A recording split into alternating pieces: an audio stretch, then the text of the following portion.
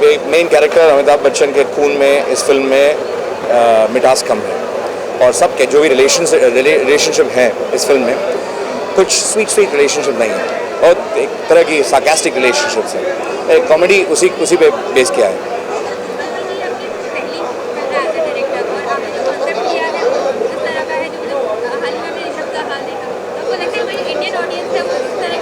वो फिल्म का हाल कॉन्सेप्ट के, ये कॉमेडी है, शब्द एक सीरियस फिल्म है, दोनों के बीच कोई सिमिलरिटी नहीं है जो भी पिक्चर देखें। पर जो भी फिल्म रिजेक्ट होता है या एक्सेप्ट होता है, कॉन्सेप्ट की वजह से एक्सेप्ट नहीं होता, फिल्म की वजह से एक्सेप्ट होता है। कैसे वो कॉन्सेप्ट एक्सप्रेस किया है, किस मूड में वो कॉन्सेप्ट एक्सप्रेस किया है, उसी की वजह से फिल्म हिट होता है या फ्लॉप होता है। मुझे लगता है कि प्रोमोज बहुत कमाल के हैं, बहुत डिफरेंट कॉम्बिनेशन है। Amit ji is looking so nice, Tabu is looking very nice. It's a different combination, never been attempted so far. So I'm really looking forward to the film now.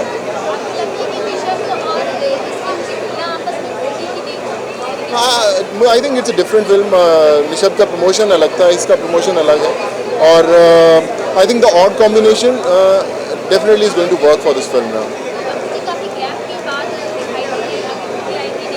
Right. Yeah.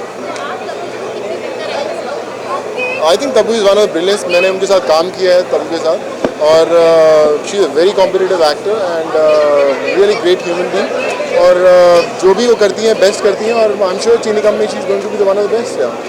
बहुत ही खूबसूरत अनुभव रहा, experience was beautiful, और मेरी career का एक बहुत ही बेहतरीन तजुर्बा रहा है अमित जी के साथ काम करने का, और इस फिल्म में काम करने का, और इस स्क्रिप्ट को एनैक्ट करने का, और ये डायलॉग बोलने का मेरा ओवरऑल एक्सपीरियंस बहुत अच्छा था।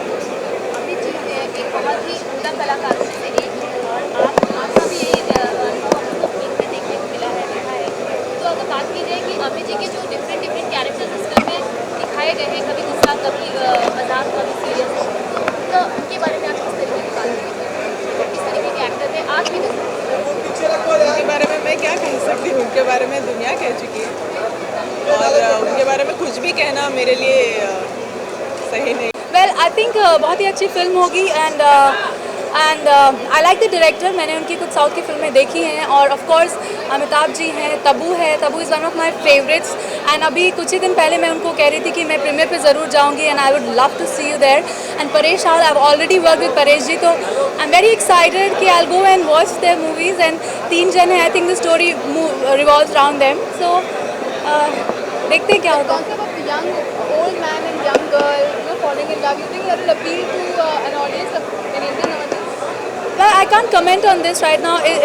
I think स्टोरी को स्टोरी जैसा लेना चाहिए। अगर ऐसी कोई स्टोरी बना रहे हो, डायरेक्शन अच्छी है, गाने अच्छे हैं, परफॉर्मेंस अच्छा है, तो you just take it as fun and for entertainment. I think मैं एक फिल्म, हिंदी फिल्म बहुत अरसे बाद देख रही हूँ, और the entire concept of Amit ji falling in love with Tabu, an elderly man falling in love with a young girl, it's extremely possible.